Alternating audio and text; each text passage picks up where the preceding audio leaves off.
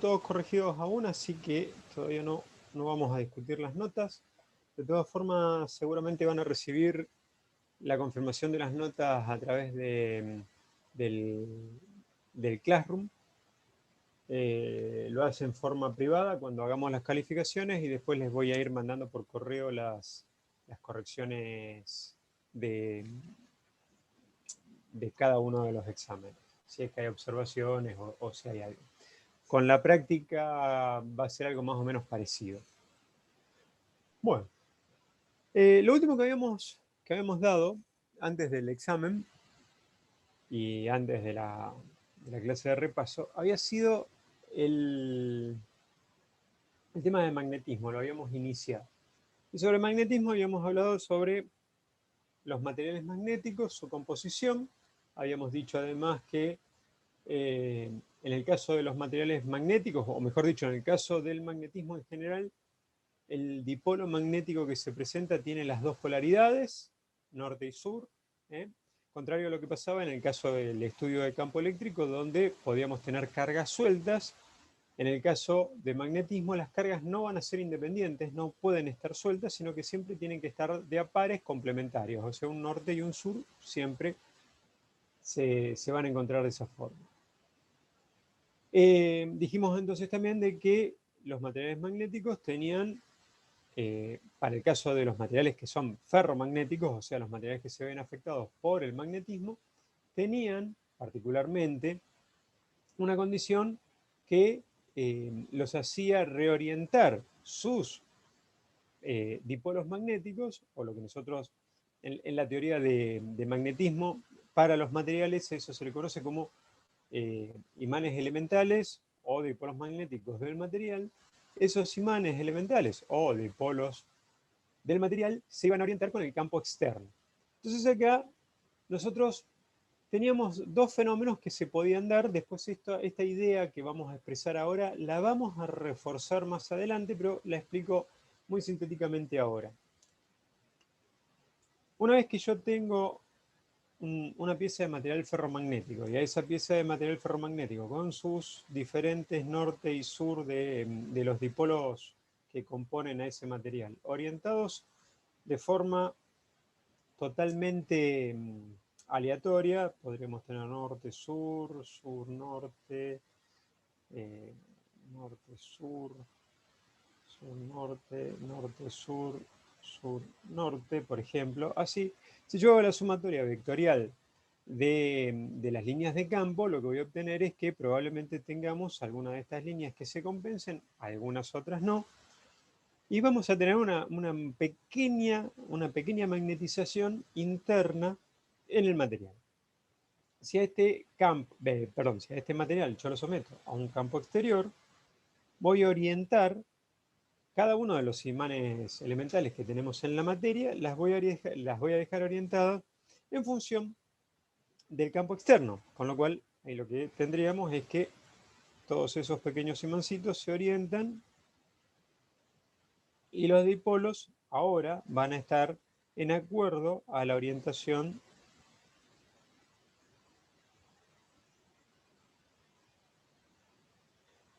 del campo externo. Bien, por lo tanto, en un material ferromagnético que cumple con poder orientar sus dipolos magnéticos en el interior de acuerdo al campo externo, lo que vamos a ver es que va a llegar un punto a partir del cual, si yo voy aumentando el campo, voy aumentando la fuerza con la cual interactúo con los dipolos. Entonces, las instancias previas de esto serían, por ejemplo, la imagen que dibujo abajo. Una instancia previa sería, por ejemplo, pensar que he aplicado un campo menor al que tengo acá. Vamos a dibujar un vector un poco más chico. Y esto me ha servido para orientar, no perfectamente, sur-norte, sur-norte, sur-norte, sur-norte, sur-norte. Bien, si incremento el campo, paso de esta situación a esta situación. yo voy a notar que si aumento el campo eléctrico, cuando todavía no tengo todos los dipolos magnéticos perfectamente orientados, yo voy a notar que un aumento del campo magnético en el exterior conlleva a un aumento en el campo magnético en el interior. O sea, tengo cierta linealidad. Yo aumento acá, aumenta el campo magnético en el interior. ¿Por qué? Porque como consecuencia de aumentar este campo en el exterior, lo que estoy consiguiendo es que estoy orientando más imanes, con lo cual cada uno de esos imanes elementales de la sustancia que estamos analizando, al irse orientando, tiene una suma vectorial que favorece a la resultante, porque esa suma vectorial resulta en el mismo sentido, o prácticamente en el mismo sentido, que el campo externo. Mientras más fuerte este campo, más orientación voy a tener acá. Ahora, ¿qué es lo que pasa? Cuando aumento el campo indefinidamente, lo que voy a tener es que va a llegar un punto donde todas las sustancias, todos los pequeños imanes elementales que componen a la materia magnética van a quedar perfectamente alineados y ya no voy a tener incremento adicional del campo debido al magnetismo que aportan estos dipolos magnéticos. ¿Está bien? Entonces, la única posibilidad que tengo es que a partir de ese punto pierdo linealidad en cuanto a lo que pasa entre aumentar la inducción magnética y el campo en el interior del material. ¿Está bien? Bueno, esto después lo vamos a retomar cuando, cuando sea el momento de hablar del magnetismo producido por la corriente. Después lo vamos a retomar y esto nos va a permitir después darle una explicación al próximo trabajo práctico que se va a hacer más adelante después del receso. Sabiendo entonces que la sustancia, la materia magnética, tiene pequeñas cargas y esas cargas siempre están en forma de dipolo, entonces nosotros podemos asumir que esa materia magnética que tiene cargas y esas cargas son dipolos, van a estar siempre orientadas frente a una magnetización previa, ¿bien? O de forma totalmente aleatoria si es que no han sido previamente magnetizados. Esto es el caso, por ejemplo, de un imán conseguido a través de una pieza, por ejemplo, de acero. Ese imán se ha conseguido a través de someter a la pieza de acero a un magnetismo mayor externo, ¿bien? Con lo cual se orientan los dipolos magnéticos en el interior de la pieza magnética de acero. Bien, entonces de esa forma, al quedar magnetizado, ya podemos llamarle a esa pieza magnética, podemos llamarle que es un imán. En cambio, si es que a esa pieza la tenemos virgen, no ha sido sometida nunca a un campo magnético, entonces esa pieza no tiene un magnetismo en el interior y la distribución probable de cada uno de los dipolos hace que tengamos cancelaciones sucesivas de los vectores inducción magnética en la parte interna del material. Con lo cual, si es que ese material tiene algo de magnetismo, es realmente muy chico, pero es justamente por eso, es porque probabilísticamente es más probable encontrarse con un desorden en el interior de la pieza magnética, de forma tal de que haya cancelaciones sucesivas entre todas los vectores de inducción magnética. Bueno, esto a su vez nos permite decir que en la materia no magnética, eso, o mejor dicho, no ferromagnética, eso no ocurre. La materia no ferromagnética no tiene una orientación permanente, ni mucho menos puede conseguir una orientación. Esa orientación de las cargas magnéticas en el interior de la materia se hacen a costa de hacer un trabajo. En algunos materiales el trabajo que hay que hacer es extremadamente grande, entonces no es posible reorientar las cargas. En otros casos, esas cargas simplemente vuelven al estado una vez que se orientan en un sentido, vuelven a otro sentido una vez que retiramos el cambio. Bien, bueno, lo que vamos a hablar ahora, vamos a abandonar un poco el tema este de los materiales magnéticos para hablar ahora de una de las leyes fundamentales del magnetismo, que es la ley de Ampère. Y la ley de Ampère establece básicamente un comportamiento, por ahora lo vamos a estudiar a ese comportamiento fuera de los materiales, o sea, lo vamos a estudiar en el vacío o en el aire, pero después vamos a ver que tiene cierta relación con lo que pasa también en el interior de los materiales magnéticos. La ley de Ampère establece que yo puedo tomar un camino cerrado de cualquier forma, siempre y cuando sea cerrado. Bien, vamos a decir que ese es mi camino cerrado y vamos a decir que yo tengo, en este camino cerrado, tengo la posibilidad de medir diferentes vectores h.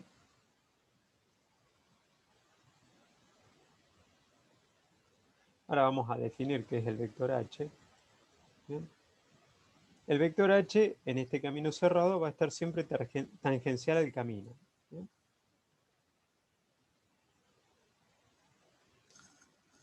Bueno, vamos a asumir entonces que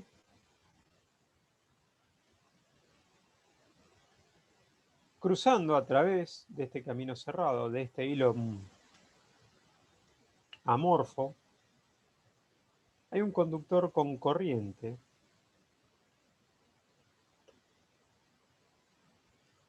Entonces, la ley de Ampère me permite vincular, para conocer al valor de la corriente en función del vector h, vincularlo de esta forma. Me dice que la corriente va a ser igual a la integral sobre un camino cerrado de la inducción magnética, perdón, de la intensidad de campo H por un diferencial de L, donde el diferencial de L se mide en función del diferencial de la longitud de la cuerda que conforma al camino cerrado. Esto sería, por ejemplo, un diferencial de L. Bien, dijimos que H es igual a la intensidad de campo.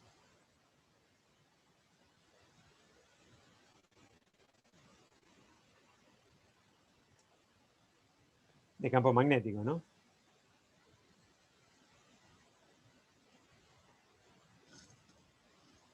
La unidad para la intensidad de campo H es el amper vuelta o el amper espira. ¿Bien? O sea, está dado en unidad de corriente por unidad de vueltas o espiras del camino cerrado. ¿Bien? Bueno, esta intensidad de campo es proporcional al vector B, inducción magnética. Y B es igual a la permeabilidad del medio por el vector H. ¿Bien? Yo sé que cuando tengo una relación de proporcionalidad entre vectores, sé que se cumple que los vectores van a tener exactamente la misma dirección y el mismo sentido, lo único que va a cambiar es el módulo en función de la constante de proporcionalidad, que en este caso es la permeabilidad del medio.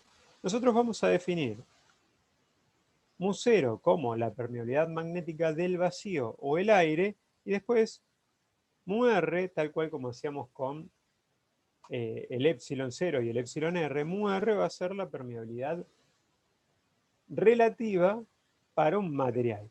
¿Bien? La permeabilidad magnética relativa para un material. Bueno, partiendo de esta igualdad y partiendo de la ley de Ampère, esto que tenemos acá es el enunciado de la ley de Ampère,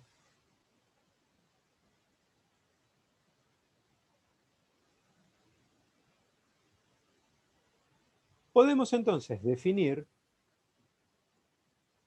cómo calcularíamos a la inducción magnética a una distancia R de un conductor sobre el cual circula una determinada corriente eléctrica. Y a esto lo podríamos hacer en función de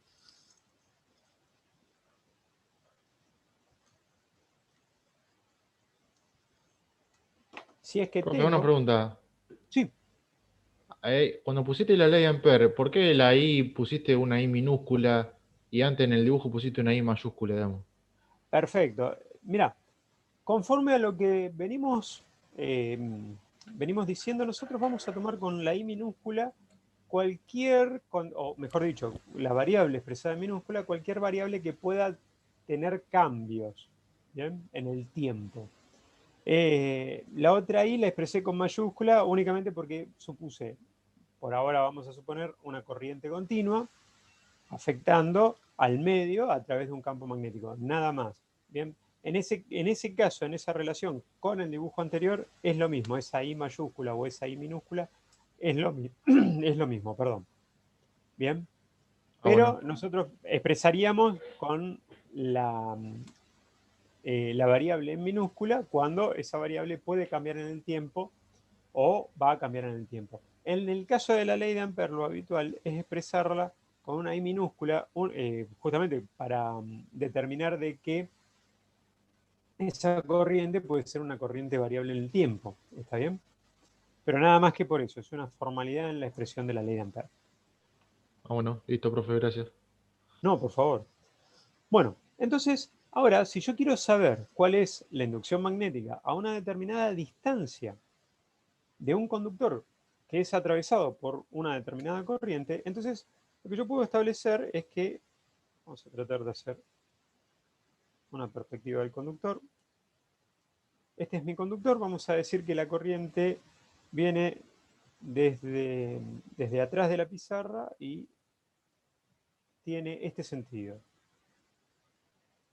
En este caso yo lo que quiero conocer, dijimos, es cuál es mi inducción magnética a una determinada distancia R. Entonces, vamos a suponer a esta distancia R, quiero saber cuál es el valor del vector inducción magnética. ¿Cómo lo determinaría? Bueno, en principio, si es que me acomodo a la ley de Ampère, yo podría trazar un camino cerrado que envuelva a este conductor. De esa forma, la cantidad de corriente que atraviesa el conductor va a ser igual a la integral cerrada de la intensidad de campo por un diferencial de L en ese camino cerrado. Ahora, para que la acción matemática que tomo tenga mayor previsibilidad, lo que voy a hacer es tomar un camino perfectamente circular y hacer coincidir el centro de esa cuerda cerrada circular con el centro de este conductor por el cual circula una corriente. Entonces, no me va a salir del todo bien, pero esta sería mi cuerda circular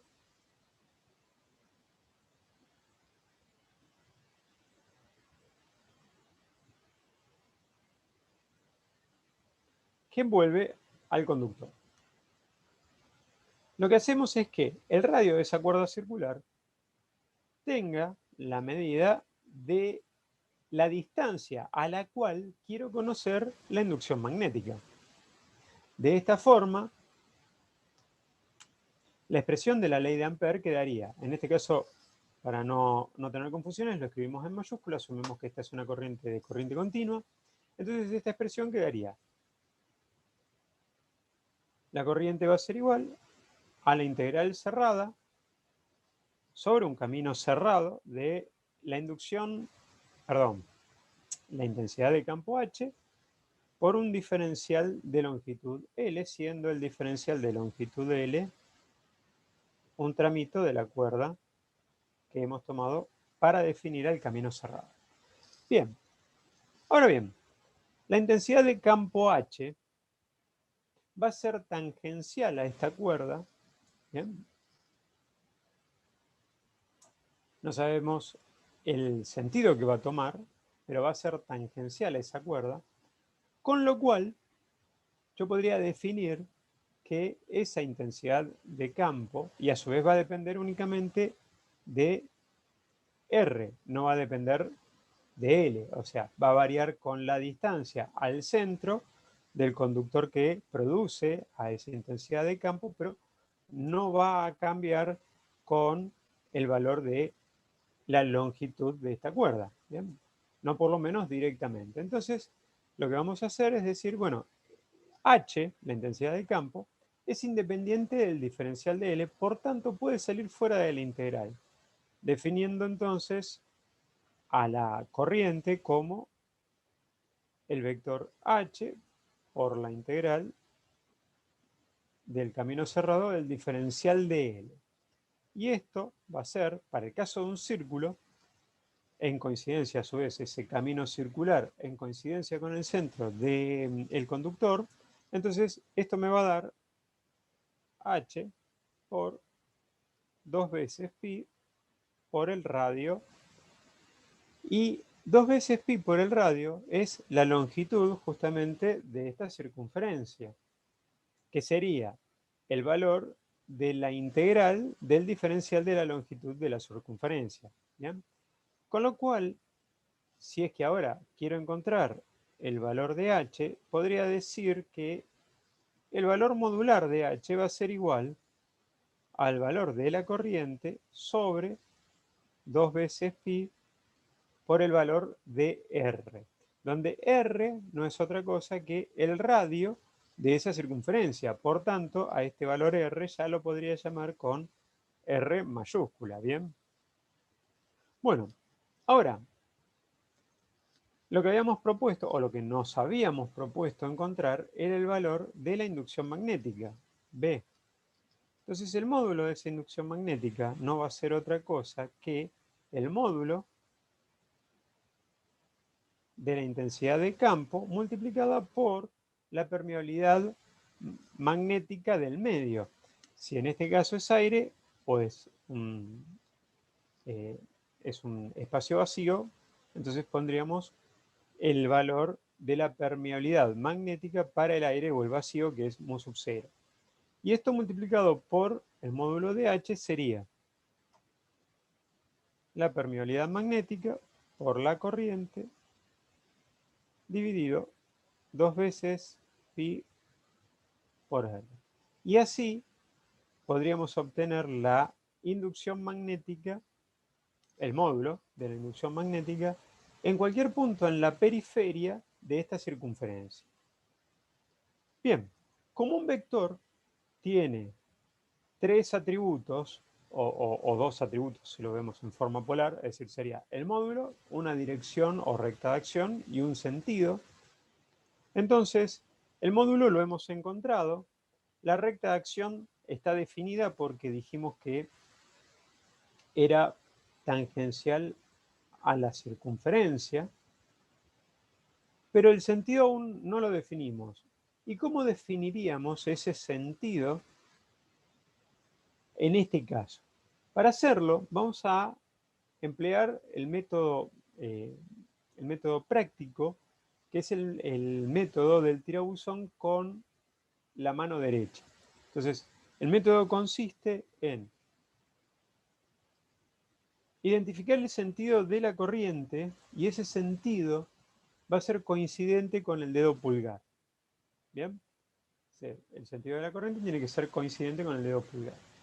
El resto de los dedos, haciendo el tirabuzón, o sea, haciendo un movimiento envolvente, me va a definir el sentido en cada parte de una circunferencia que rodee al conductor por el cual circula la corriente. Bien, entonces, como en este caso yo haciendo ese trabajo de esta manera, en este caso el sentido de mis dedos sería hacia arriba, queda determinado el sentido de la inducción magnética en esta posición con una flechita hacia arriba, y de esa forma hemos obtenido los 3 atributos del vector inducción magnética a través de una componente analítica para el módulo y después una solución práctica para obtener Bueno, la recta de acción ya estaba definida, el sentido del vector. ¿Bien? Bueno, ¿qué pasa si es que nosotros queremos determinar, por ejemplo, la inducción? Esto que nosotros tenemos es un camino cerrado y tenemos un conductor totalmente estirado en forma recta por el cual circula corriente. Hemos determinado la inducción magnética, la intensidad de campo. Ahora, ¿qué pasa si queremos determinar, al contrario de lo que hemos hecho hasta acá, cuánto vale la inducción magnética en el centro de una espira? O sea, cuando el conductor circulado por corriente es lo que tenemos en la periferia y quiero encontrar la inducción en el centro. Entonces, para hacer eso,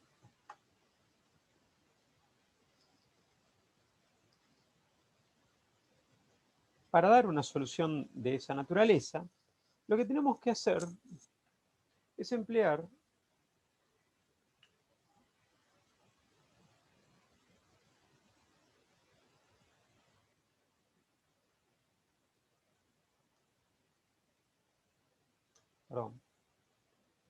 la forma diferencial de la ley de Ampère. La forma diferencial de la ley de Ampère ya viene expresada, ya está expresada de esta manera. Nosotros ahora vamos a poner, para simplificar, perdón, ahí, vamos a poner la permeabilidad magnética para el vacío y la permeabilidad magnética relativa del medio. Bien, nosotros podríamos poner esto, ya a partir de ahora lo podríamos simplificar diciendo que esto es la permeabilidad magnética. Esto multiplicado por el valor de la corriente, si lo prefieren en mayúscula también pueden escribirlo en mayúscula. Recuerden, en minúscula si es que va a variar con el tiempo y en mayúscula si es que no varía. Sobre 4 veces pi r cuadrado por el diferencial de L. Lo que tenemos acá es la forma diferencial de la ley de Ampère. Se reconoce que es la forma diferencial justamente porque estamos expresándonos en función del diferencial de L, que es lo que veíamos acá. ¿Bien? Bueno, para encontrar entonces la inducción magnética en el centro de una espira, vamos a definir primero qué es una espira. Vamos a tomar para esta definición una espira cuadrada. Pero esto mismo lo podremos aplicar a una espira octogonal, circular. Bien, no tiene diferencias respecto a cuál es el análisis a realizar. Vamos a suponer que en esta espira cuadrada tenemos dos vértices que están suficientemente separados, ¿bien? Pero, digamos, como para no ser el mismo vértice, digamos, los extremos de la espira están suficientemente separados como para no considerarse el mismo vértice, pero están suficientemente juntos como para que podamos pensar que la espira está cerrada. ¿Bien? Entonces vamos a decir que por acá circula una determinada cantidad de corriente y esa corriente lo hace con este sentido. Entra por este extremo y sale por este extremo. ¿Bien?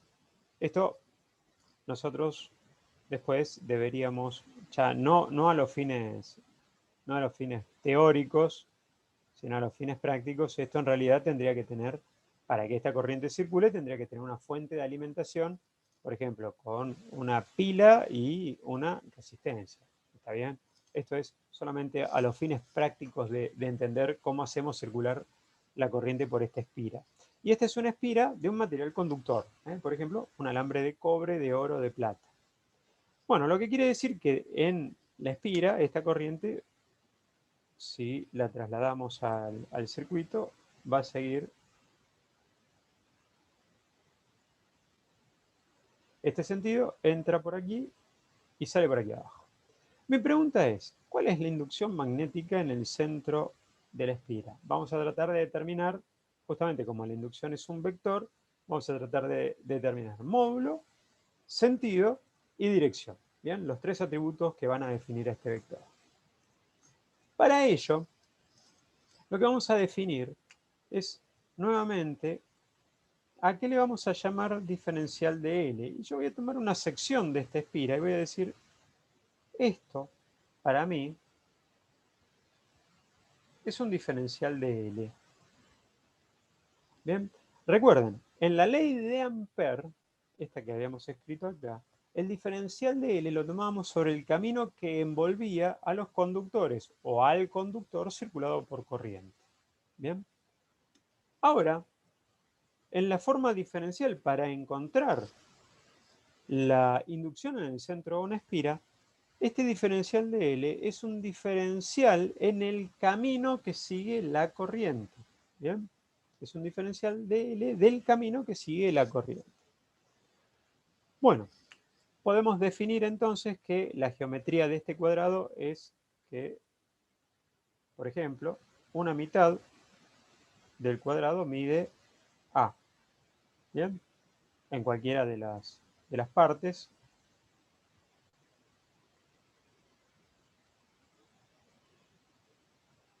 ¿Bien? Una mitad del cuadrado mide A. Y en la misma geometría podríamos decir que el lado completo del cuadrado es B, por ejemplo. Bueno, vamos a ver que deberíamos tener el valor de este radio. Este radio no es otra cosa. Vamos a tratar de orientarnos qué es lo que estamos haciendo. Lo que estamos haciendo acá es aplicar una cantidad de veces la ley de Ampère pensando que esta pequeña fracción de hilo conductor existe sola en el espacio y todo el resto de la espira no existe. ¿Bien? O sea, sería el equivalente a tomar únicamente este pedacito y acá tenemos el centro de la espira. Entonces aplicaríamos ley de Ampère en este pedacito. Si este diferencial es suficientemente chiquitito, bien, vamos a coincidir de que no tiene mayor importancia si es que este diferencial está ubicado así o está ubicado así. ¿Está bien? Porque si es suficientemente chiquitito no podríamos distinguir ni ángulo ni dirección. Entonces, sobre ese diferencial, lo que vamos a tratar de hacer es aplicar, a través de la ley de Ampère, para conocer cuál es el aporte de inducción debido a un hilo de corriente que circula por este diferencial de espira. Bueno, ¿eso cómo lo haríamos? Haríamos básicamente la solución que teníamos antes. Si esto era R, haríamos básicamente la solución que teníamos antes. Diríamos que B, la inducción magnética, perdón, la inducción magnética B iba a ser igual, acá estoy aplicando la ley de Ampère, ¿está bien?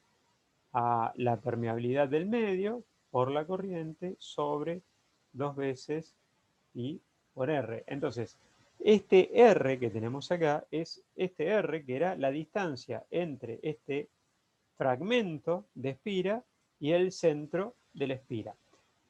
Como este sistema es un sistema, bien, vamos a suponer que ahora estamos hablando particularmente en aire o particularmente, por ejemplo, en el vacío, tanto en el aire como en vacío, o por ejemplo, en madera, la inducción magnética no va a ser afectada por el medio, bien, porque el medio no es saturable, con lo cual, si es que yo tengo en consideración lo que pasa en esta espira y luego le asumo el efecto de lo que pasa, perdón, en este diferencial de espira y luego le sumo el efecto de lo que pasa en el diferencial de espira que está inmediatamente a continuación y luego le sumo el fenómeno que pasa.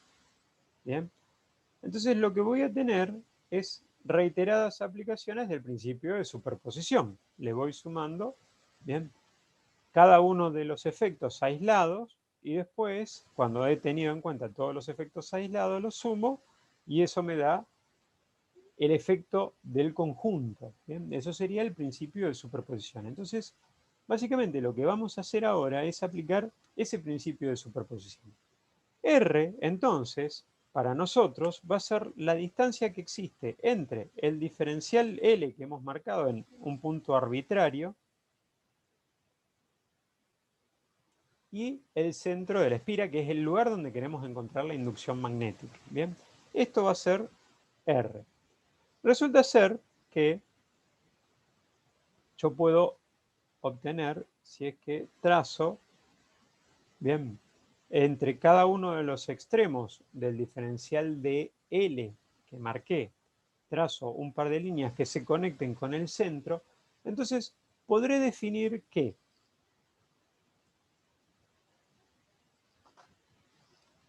la distancia,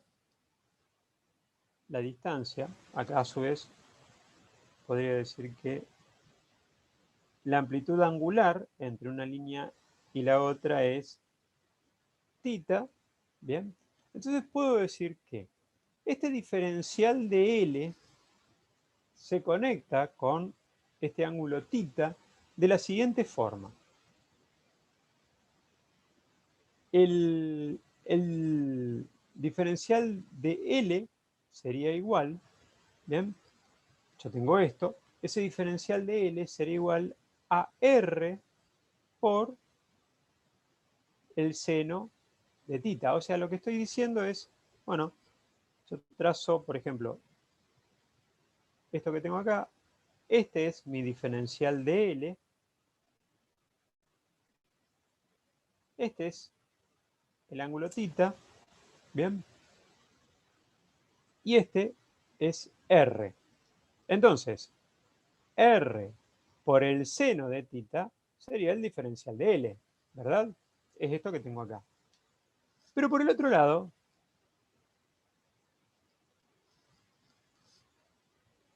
sabemos que si yo aplico un ángulo muy chiquitito, si para mí θ tiende a 0,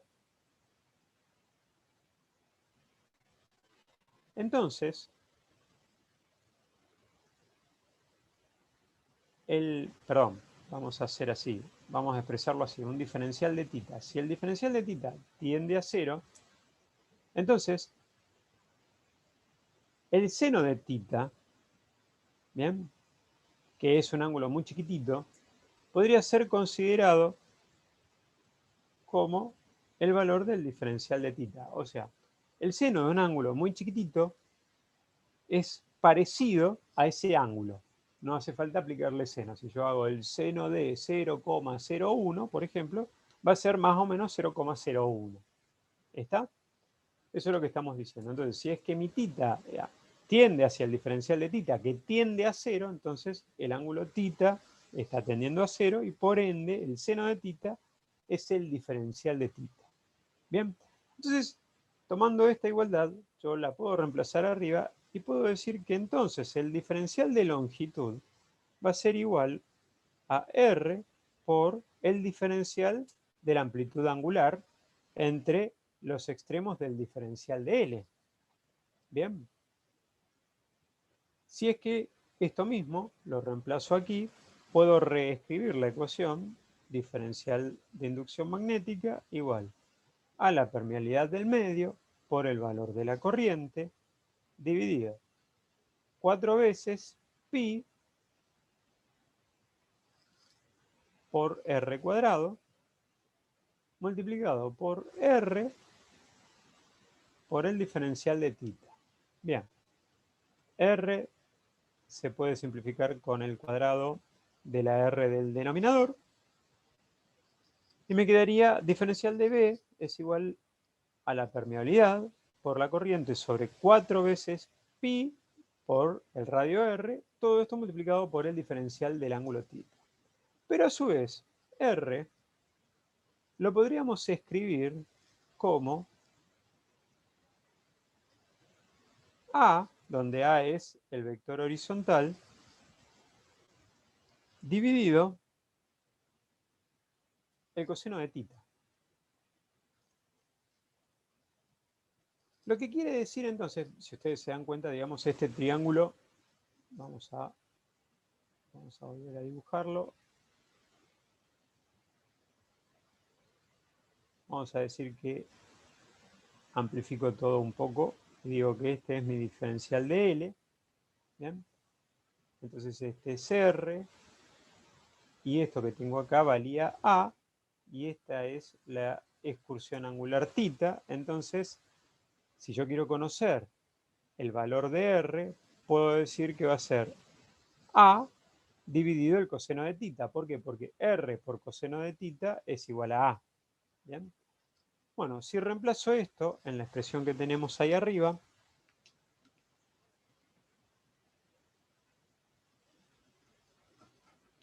lo que voy a obtener es que esta diferencial de inducción magnética queda como la permeabilidad magnética del medio multiplicado por la corriente dividido 4 veces pi por A por el coseno de θ diferencial θ. Bueno, mi propósito era conocer la inducción magnética. Y esta inducción magnética parece haber quedado en función de la corriente, de la longitud del segmento A, que sería la mitad del cuadrado, 4 veces pi, eso es una constante, y el ángulo θ. Bien, entonces voy a resolver esta integral para que sea fácil, debido a que esto es una espiral cuadrada, la voy a resolver entre 0 y 45 grados. ¿Bien? Si esto fuese una espiral rectangular, entonces evidentemente tendría que resolverla entre 0 y otro ángulo. ¿Bien? Pero voy a resolver entre 0 y 45 grados, una excursión angular que me va a llevar desde aquí hasta aquí. Y a eso mismo, bien, por principio de superposición, bastaría con que lo multiplique 1, 2, 3, 4, 5, 6, 7 y 8 veces. Entonces, la inducción magnética va a ser 8 por la integral entre 0 y 45 grados de la permeabilidad del medio por la corriente sobre 4 veces pi por A por el coseno de θ diferencial de θ. Esto básicamente va a ser, todo esto es constante respecto a θ, entonces va a ser la integral del coseno de θ. Bien, la integral del coseno es el seno, entonces esto me va a quedar como 8 veces, no me va a alcanzar el espacio ahí. Hago la solución de esto, la hago aquí arriba.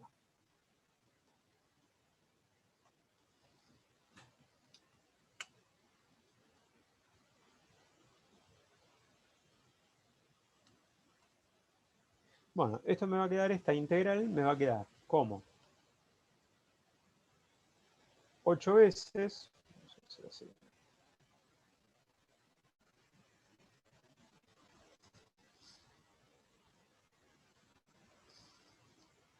el valor de la permeabilidad del medio por la corriente dividido 4 veces pi por A multiplicado por la integral del coseno, dijimos que era el seno, así que acá queda seno de θ, integrado entre 0 y 45 grados, y esto va a ser igual a 8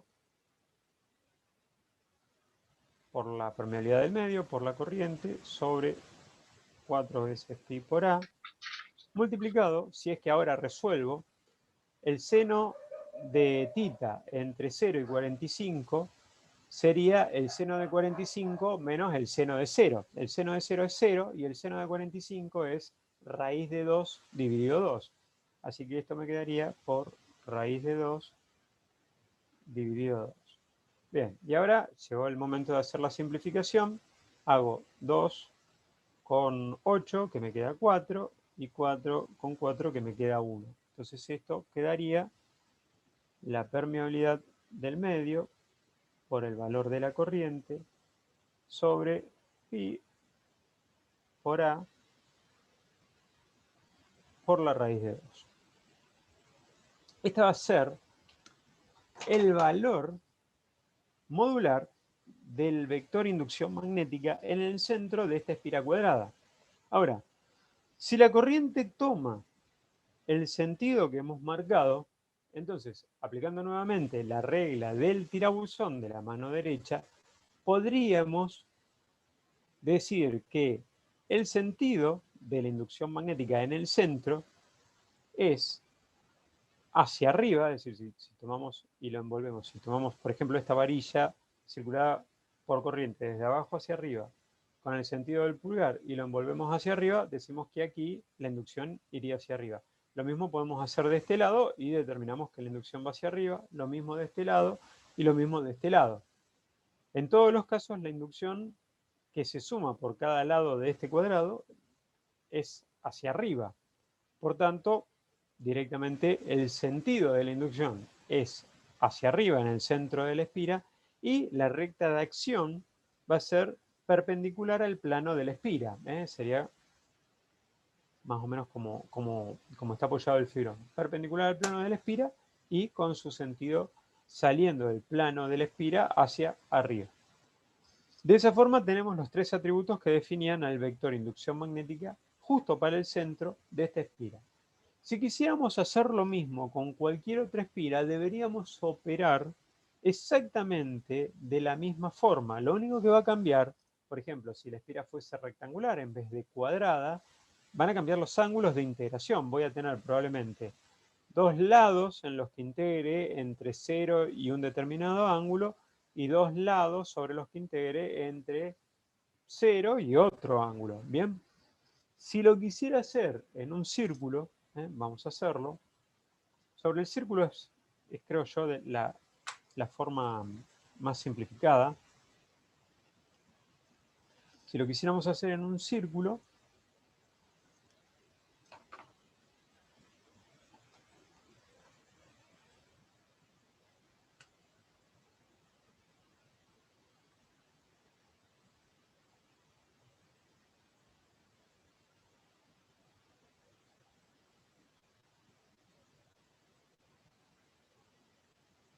vamos a tomar exactamente la misma consideración que habíamos marcado antes. Esta espira tiene un par de bornes. Estos bornes están suficientemente separados como para pensar que están aislados entre sí, pero suficientemente juntos como para despreciar el efecto que produce esta separación. ¿Bien? Bueno, nuevamente podríamos decir que por aquí ingresa la corriente y por el borne inferior sale la corriente y la corriente tiene este sentido en la espira circular. Bien, esta corriente que está entrando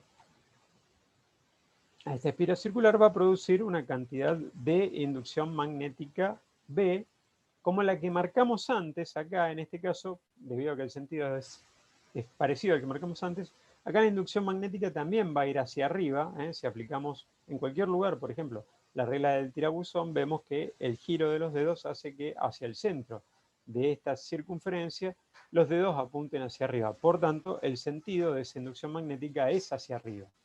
Bien, dicho esto, lo único que tenemos que hacer es establecer los diferenciales de longitud de la espira. Estos diferenciales de longitud me van a permitir darle solución a esta expresión. Diferencial de B es igual a la permeabilidad del medio multiplicado por la corriente dividido 4 veces pi por r cuadrado por el diferencial de L. La forma diferencial de la ley de Ampère. Bien. El R en una espira, nosotros vemos de que en el centro, en una espira circular, vemos que la distancia que hay entre el centro y cualquier posición en la periferia de la espira siempre mide lo mismo, y esto va a ser R. ¿Bien? Por tanto, esta ecuación ahora la podríamos reformular y podría quedar, por ejemplo, B es igual a la integral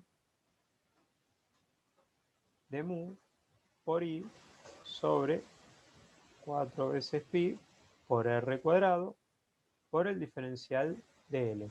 Este diferencial de L, tal cual como vimos anteriormente, puede ser reemplazado por, si ustedes se acuerdan, nosotros dijimos antes que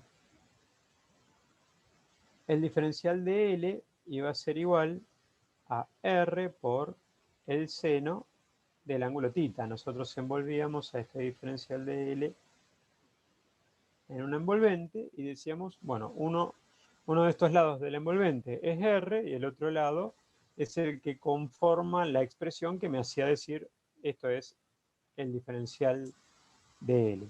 Bueno, a esto, cuando θ es suficientemente chico, lo podemos escribir como el diferencial de θ, o sea, el seno de θ, cuando θ es suficientemente chico, lo podemos escribir como el diferencial de θ, siendo que el diferencial de θ tiende a 0. Bien, entonces me va a quedar que el diferencial de L es R por el diferencial de θ. Entonces, aquí lo que me va a quedar es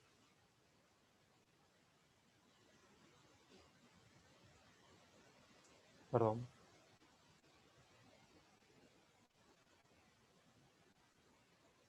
4 veces pi por r cuadrado por r diferencial de θ. Bueno, lo que tengo acá, r diferencial de θ, me permite a mí hacer esto. ¿Bien? Entonces ya simplifico el r y el r diferencial de θ. Y a su vez, ahora lo que puedo hacer es tomar esa integral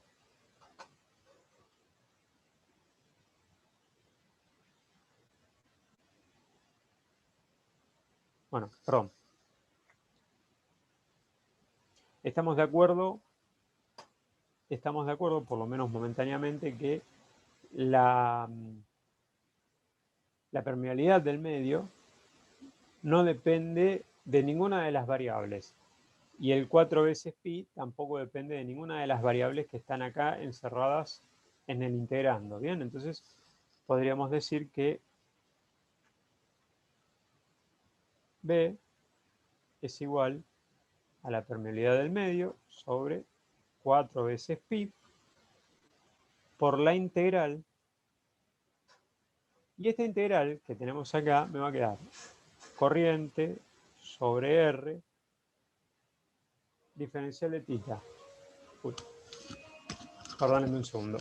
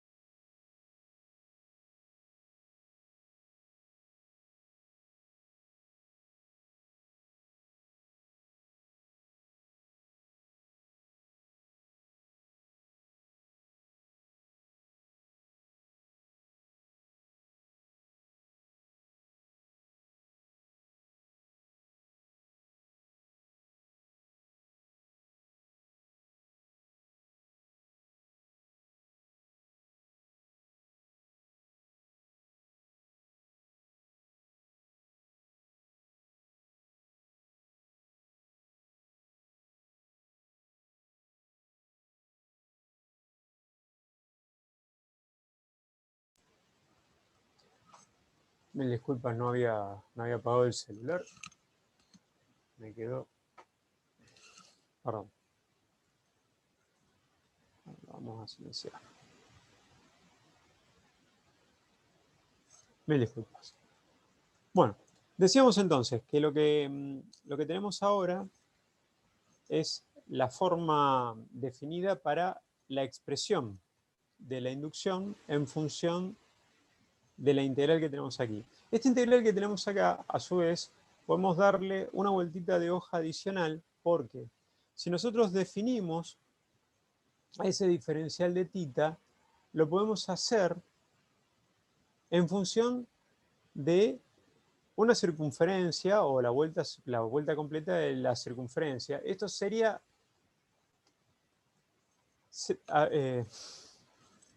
vamos a ir por este camino, que va a ser un poco más fácil. Nosotros podemos definir a este diferencial de θ como una vuelta de la circunferencia. La integral de este diferencial de θ tendría que entonces estar dado en función de la circunferencia sobre la cual estamos trabajando. Cuando hagamos la integral, lo que deberíamos entonces estar obteniendo es que vamos a ir desde un ángulo muy chiquitito hasta dar una vuelta completa. ¿Bien? Esa revolución completa sería el resultado de esta integral de θ. Pero a su vez, para nosotros, esa revolución completa nosotros también la podemos expresar de esta forma, que me parece que va a ser...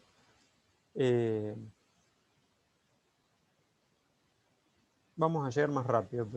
Por ese camino por ahí podemos tener alguna dificultad. Nosotros podemos decir también que el diferencial de L es igual a este diferencial de L, me estoy refiriendo. Vamos por el otro lado. Va a ser igual a un valor que sería R, ¿bien? Un valor R de radio, multiplicado por un valor diferencial θ. ¿Bien? Este L, expresado de esta forma, lo que estamos diciendo justamente es que un pedacito de esta circunferencia sería el radio multiplicado por la amplitud angular de ese pedacito de la circunferencia. ¿Bien? Para lo cual, entonces, lo que vamos a tener... Perdón. Para lo cual, entonces, lo que vamos a tener es que en ese pedacito de circunferencia podríamos decir que podría estar expresada, en vez de ahora en función de un diferencial de R, de θ, lo podríamos dejar expresado en función de un diferencial de R. O sea, yo tengo esto en función del diferencial de θ, pero ahora digo, bueno, podríamos dejarlo expresado en función del diferencial de R. Y si yo quisiera hacer eso y expresarlo en función del diferencial de R, bastaría decir que ese diferencial de L es la revolución completa, ¿bien? O sea, hemos dado 360 grados por un dr. Esto y esto sería lo mismo a los fines de estudiar el diferencial de L en cada uno de los casos. Bien, si reemplazamos entonces, en cualquiera de los dos casos sería exactamente lo mismo. Si reemplazamos entonces este diferencial de θ en un diferencial de R, o si directamente vamos desde el diferencial de L hacia el diferencial de R, la expresión que nos van a quedar va a ser, si yo voy desde el diferencial de θ hacia el diferencial de R, entonces lo que me va a quedar es que voy a tener ese diferencial de θ va a ser el diferencial de R sobre R multiplicado por la excursión angular completa. ¿Bien? Y si no, directamente sería reemplazar por esta parte de la igualdad. ¿Bien? Nosotros vamos a quedarnos, en todo caso, con esta segunda expresión, que me parece que va a ser más fácil para trabajarla. Entonces, para nosotros B, reescribiéndolo, ¿no? Para trabajar con esta segunda expresión, B lo podríamos escribir como la integral, perdón, esto no cambia, ¿eh? Sabíamos que la permeabilidad del medio y 4 veces pi son independientes de lo que tenemos en el integrando.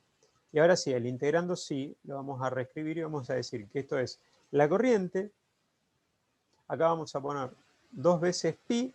Este 2 veces pi sería básicamente el valor de una revolución completa. Diferencial de R sobre R cuadrado. Esto que tenemos acá es lo que nosotros reemplazamos R de tita. ¿Bien? Este sería nuestro reemplazo. Bueno, de esta forma, lo que nosotros estamos haciendo es integrar. Ahora ya no integramos a lo largo del camino, sino integramos a lo largo del radio. ¿Bien? Quedando de esta forma, la solución de esa integral va a ser, perdón, la inducción magnética va a ser igual a la permeabilidad magnética sobre 4 veces pi por la corriente por la integral de 2pi, perdón, esto lo podríamos pasar ya afuera, 2pi, esto se podría simplificar con esto, quedándome un 2 en el denominador, y acá tendríamos, vamos a escribir este r cuadrado del denominador como r a la menos 2 diferencial de r. Esto va a quedar mucho más fácil de integral que si lo hacíamos por la otra forma. Y esto ahora me va a dar la permeabilidad magnética del medio sobre 2 multiplicado por la corriente multiplicado por la integral de r a la menos 2 es igual a 1 sobre r negativo. ¿Bien? Y esto va a estar dado entre 0, o sea, entre el centro de la espira, y r, que sería el radio de la circunferencia de la espira. Bien, esa es básicamente la acción por la cual nosotros conseguimos la inducción en el centro de la espira para este sistema. Bueno, ahora bien, tenemos los dos sistemas, una espira cuadrada, una espira circular, la espira rectangular o la espira octogonal les queda como para verlo ustedes, pero en realidad no tienen complicaciones, ya sea por un camino o por el otro. De los que hemos resuelto hasta acá, ustedes van a poder resolverlo, eso no sería un problema. Decíamos que cambian los ángulos nada más. Entonces ahora lo que vamos a definir es qué pasa cuando tenemos, por ejemplo, una carga eléctrica que se mueve en inmediaciones, por ejemplo, de un campo magnético. Cuando eso ocurre, si yo tengo un campo magnético B y este campo magnético B es perpendicular hacia la pizarra, y si es que tengo una carga eléctrica, vamos a decir que esta carga eléctrica es positiva, ¿bien? Puede ser, por ejemplo, un protón. Cuando esta carga eléctrica se mueve con una velocidad v dentro de este campo, sobre esta carga va a aparecer una fuerza, y esa fuerza va a ser, o mejor dicho, la vamos a poder determinar como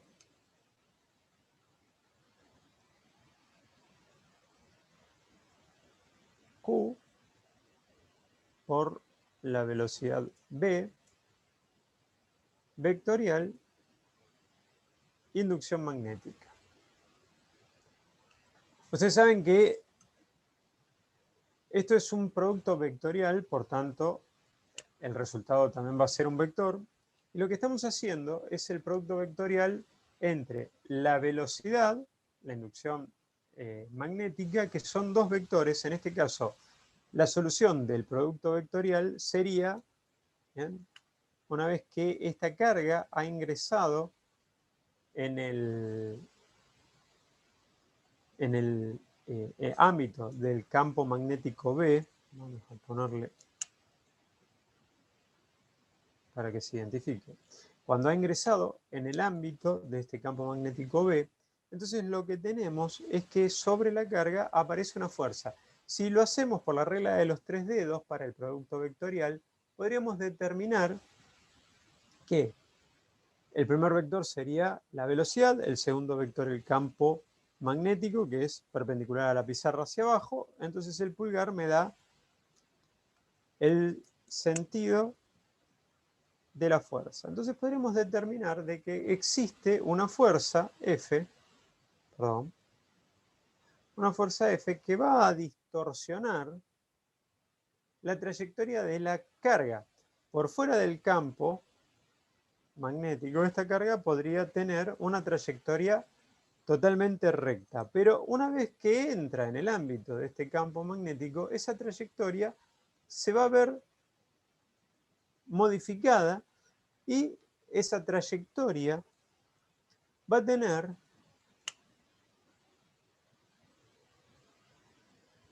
características de una trayectoria circular. Bien, queda modificada de esta forma.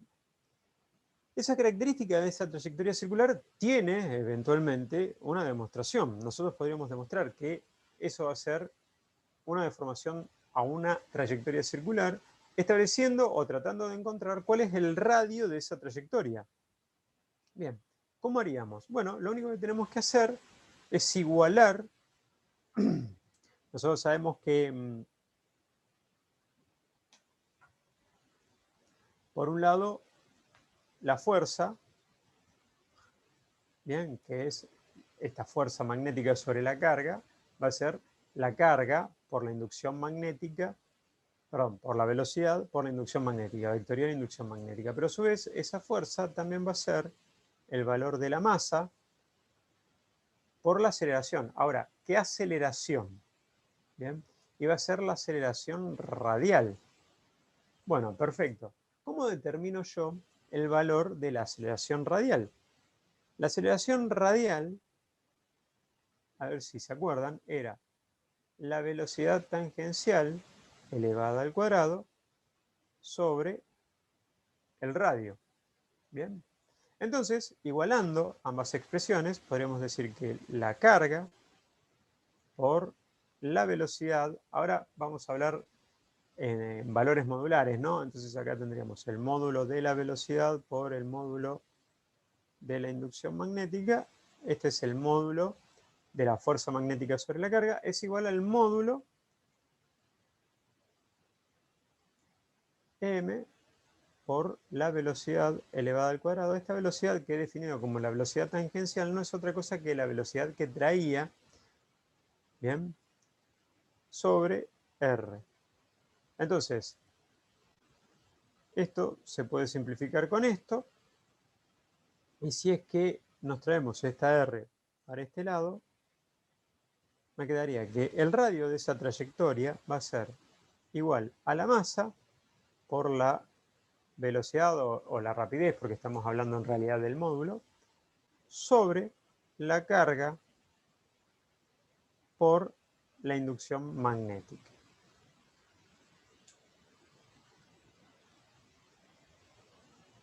Esto que tenemos acá, entonces, me determina que esta carga va a tener una desfiguración de su trayectoria rectilínea hacia una trayectoria circular, cuyo radio va a poder ser obtenido como la masa de la carga por la velocidad de esa carga sobre el valor de la carga por la inducción magnética. Esto que tenemos expresado de esta forma termina siendo lo que después en la física se utilizó para, o como mejor dicho, como filtro de velocidad en los aceleradores de partícula. Los aceleradores de partícula, nosotros deseábamos, en algunos casos, tener partículas con velocidad uniforme. Entonces, lo que se hacía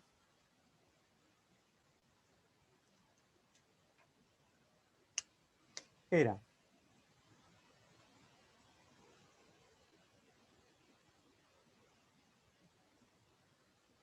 a través de un campo magnético, yo aceleraba con un campo eléctrico una partícula.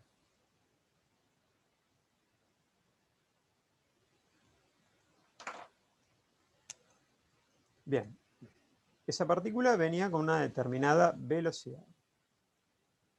Vamos a refrescar la ecuación que nos había quedado antes para el radio. Era la velocidad por la masa sobre la carga por la inducción magnética.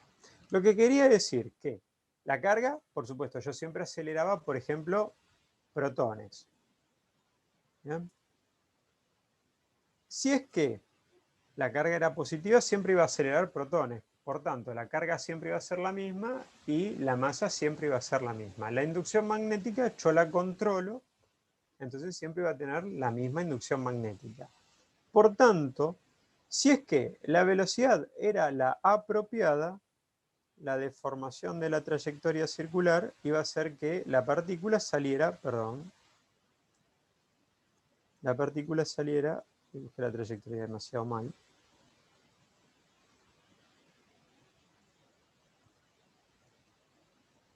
por esta endijita que teníamos aquí, ¿bien? Por un corte por el cual iba a salir la partícula. Entonces ahí salía la partícula derecha y todas las partículas que salían por esa endijita siempre salían con la misma velocidad.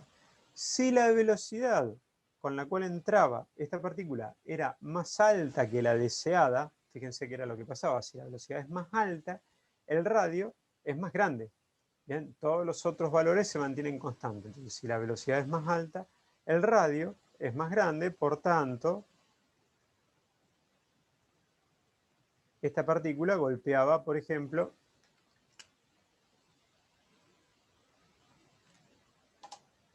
por acá. Si la velocidad era menor, entonces el radio también era menor, por tanto, esa partícula golpearía por acá. Bien, entonces, por esta endijita solamente salían las partículas que tenían una determinada velocidad. Con lo cual, el resto de mi experimento, ¿bien?, desde aquí en adelante, eran con todas las partículas que tenían la misma carga, la misma masa y la misma velocidad. Entonces, de esta manera se solucionaban problemas técnicos en las experiencias con aceleración de partículas. Esto mismo se utilizaba en los tubos de rayos catódicos con los cuales antes se hacían los televisores. ¿Está bien? Ahora los televisores son todos de cristal líquido, pero antes se hacían con tubos de rayos y esos tubos de rayos tenían también una serie de problemas y esos problemas se solucionaban de esta forma para mantener las velocidades controladas de los electrones que impactaban en la pantalla. Yo tengo que tener en cuenta esto, como la fuerza que empuja a esta partícula es la derivada de un producto vectorial, dijimos que esa fuerza era la carga por la velocidad vectorial, la inducción magnética. Si mi carga, en lugar de ser positiva, es negativa, en lugar de aplicar la regla de los tres dedos de la mano derecha de esta forma, ¿bien?, si la carga es negativa, yo obtendría este sentido, pero después a este sentido para la fuerza resultante lo tendría que cambiar hacia el otro lado. ¿Bien? Entonces, si mi carga en vez de ser un protón es un electrón, esta carga se iría para este lado. ¿Bien? Bueno, con esto redondeamos la clase de hoy. ¿Hay preguntas sobre lo dado?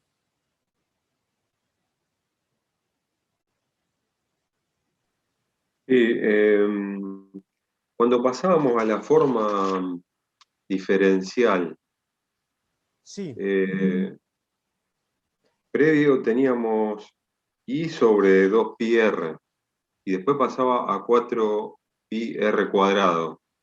sí.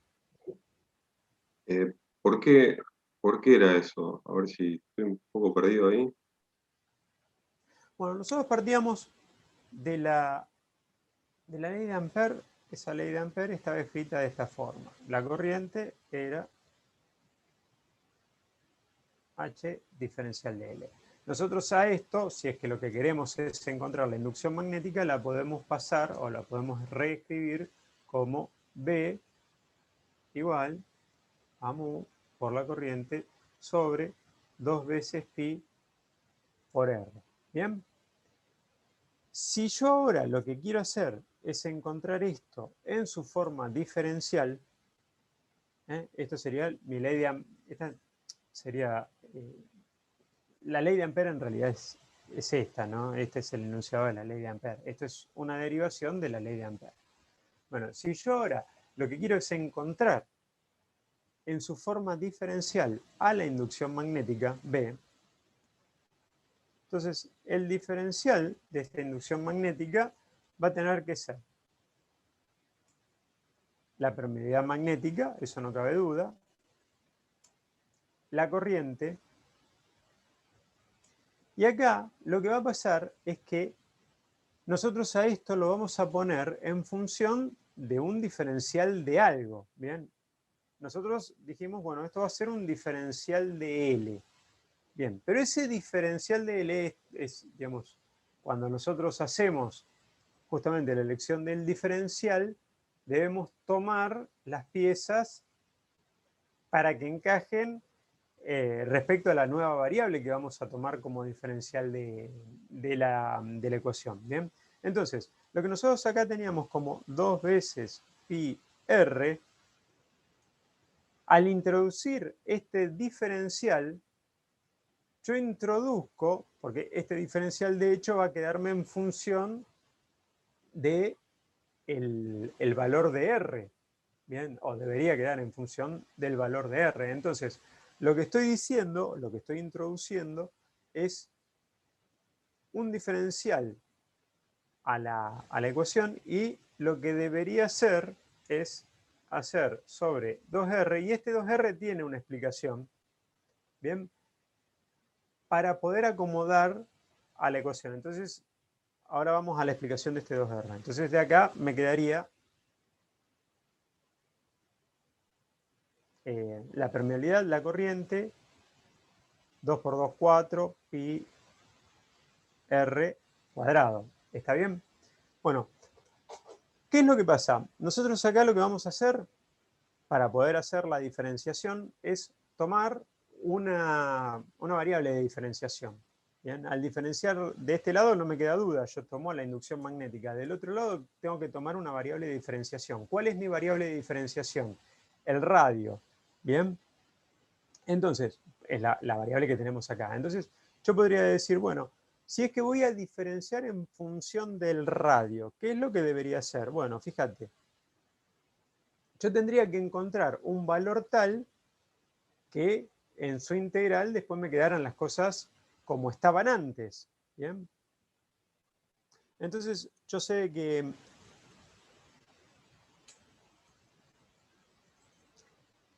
en mi caso, ¿no? El que estamos hablando acá, en el caso este, yo sé que si es que yo tengo, ¿bien?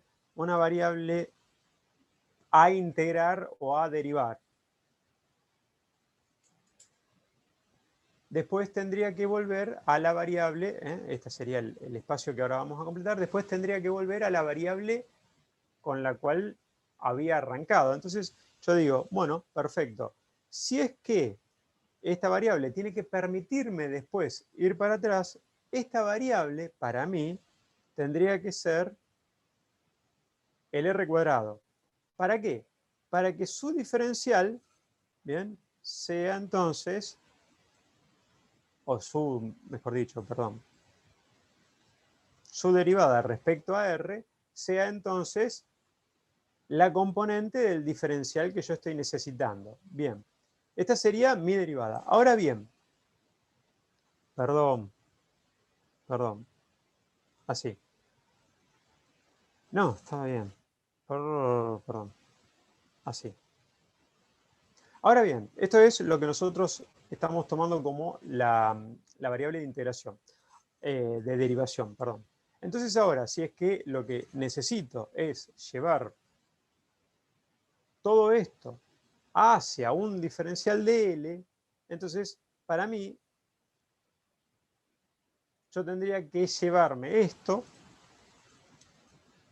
diferencial de R para el otro lado, y el diferencial de L pasaría esto dividiendo para este lado. ¿Está bien? Entonces, lo que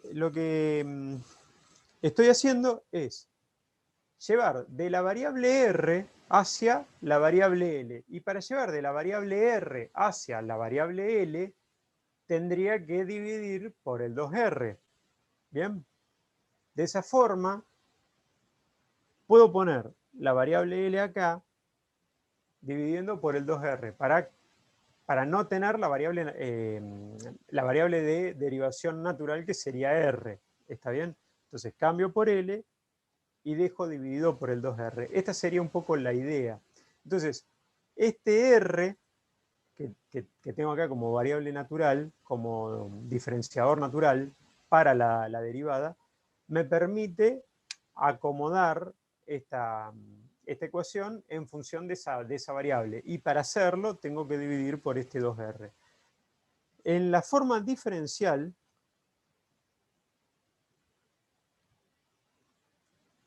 bueno, lo que tenemos acá, en la forma diferencial, lo que nosotros vemos es que acá me aparece este R cuadrado. Bien, este R cuadrado no es otra cosa, si es que lo vemos de esa forma, no es otra cosa que el producto de lo que teníamos antes en la ecuación de, o mejor dicho, en lo que surgía de la ecuación de la ley de Ampère, multiplicado por este 2R. Ahí vamos a tener 2pi por R por 2R, y era lo que decíamos antes. Este 2R multiplicado me queda 4pi R cuadrado. La permeabilidad no tiene cambio, la corriente no tiene cambio, y el pi no tiene cambio acá. ¿Bien? Pero nuevamente, surge de acomodar la variable de derivación para meter... Esto era lo mismo que cuando ustedes se integraban y cambiaban la variable para Claro, que integrar. hacíamos sustitución. Que hacían sustitución, no sé, cuando vos tenías 1 sobre X, bueno, y vos lo querías integrar. Entonces vos decías, bueno, para mí perfecto, qué sé yo, no sé, tomé un valor que a lo mejor es más difícil tratarlo así, porque la integral de esto era más fácil. Perfecto, para mí U es igual a 1 sobre X, entonces de acá empezamos a hacer la sustitución de la variable de integración. Bueno, lo mismo para la derivación. Hacemos exactamente lo mismo, nada más que es el camino que va en el sentido opuesto, pero es la misma filosofía. ¿Bien? Es exactamente lo mismo. Perfecto, quedó claro. Gracias. Buenísimo.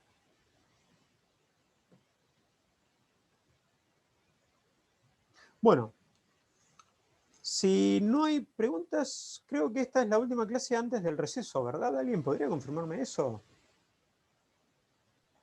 Sí, es la última de teoría.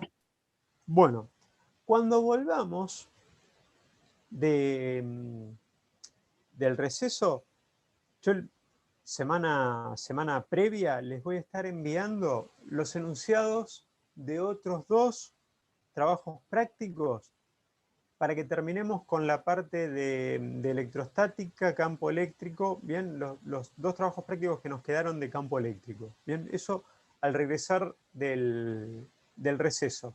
Después retomamos con campo magnético. El cuadernillo de campo magnético no recuerdo, pero me parece que no lo subí nunca, así que también los voy a subir ahora en estos días. Y los cuadernillos que siguen a eso también lo voy a estar subiendo. ¿Bien? Así que Profe, bueno. Sí. perdón, del informe que nosotros le mandamos de los laboratorios, de las experiencias, digamos, Sí. ¿usted va a hacer una corrección o los va a mandar? Los estoy corrigiendo, pero estoy lento porque, bueno, también quiero terminar las correcciones de los parciales y se me juntaron todos los parciales de todas las materias. No, Los estoy corrigiendo. Algunos ya les he mandado algunas observaciones, pero estoy lento con eso. Probablemente ahora lo vaya haciendo. No, está bien, yo porque lo entregué después del parcial y como lo estaba controlando con un compañero, me di cuenta que uno, por ejemplo, lo hice mal. Era más que nada para saber si eso se puede rehacer una vez que usted lo corrija. Perdóname, vos ya lo mandaste. ¿Sabés cuál es tu error? Sí, porque yo en realidad en el que era con el osciloscopio, no sé por qué tenía anotado que eran 4 milisegundos. Entonces lo hice en base a esos valores, me dio mal. Lo volví a calcular cuando me di cuenta que no eran 4 milisegundos, pero nunca tomé la resistencia de 150. Mándalo Después de que nuevo. lo mando otra vez, Mándalo de nuevo. dale, se lo mando entonces. Mándame solamente La parte esa. el que haya, claro, solamente el trabajo que corresponde a lo que corrija. No me mandes los 3 de nuevo, sino mándame ese solo. Dale, perfecto. Y bueno, ¿sabes? No te quiero mentir, no sé si es que al tuyo todavía lo vi, así que mándamelo y si lo vi, lo debo tener ahí en el listado y después, bueno, con lo que vos me mandes lo Está hago bien, no hay activar. problema, yo se lo envío. No hay ningún problema. Igual, de todas formas, los trabajos prácticos son de confección obligatoria y son formadores de la nota promedio, pero no van a afectar de forma directa los resultados ni de los parciales teóricos ni de los parciales prácticos. En definitiva, lo que ustedes necesitan es que les vaya bien en los parciales y hacer los trabajos prácticos. Es decir, yo el trabajo práctico te lo puedo corregir, vos lo rehacés y me lo mandás. Es decir, no te vas a quedar con la nota del trabajo que entregaste. ¿Está bien? Perfecto. Yo no sabía si lo podía rehacer ya sabiendo que tenía mal, digamos. Sí. No, de hecho creo que ya he distribuido 2 o 3 trabajos. Bueno, algunos le hice observaciones, o sea que, bueno, cuando hay observaciones me las hacen llegar cuando lo tengan corregido. ¿Está bien? Lo ideal sería que no se demoren hasta final del año, pero no hay ningún problema, ¿no? El mail es ese que usted subió, el de UTN. No el que aparece en los cuadernillos que sube de teoría. Sí, pueden usar los 2 correos. Tengo a Martínez @iagm, esto es una G, .com.ar, y si no, a G Martínez, y esto es con el dominio de la facultad, ¿verdad? dfrro.utn.edu.ar. A cualquiera de los 2. Perfecto, gracias. Buenísimo.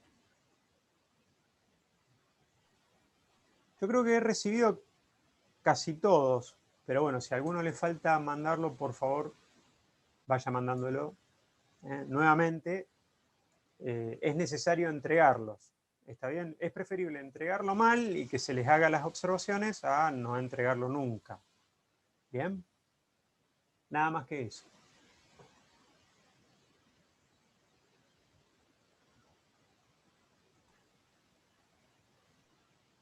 Bueno, dejamos acá entonces. Les deseo un feliz receso invernal. Aprovechen para estudiar. Y nos estamos viendo a la vuelta.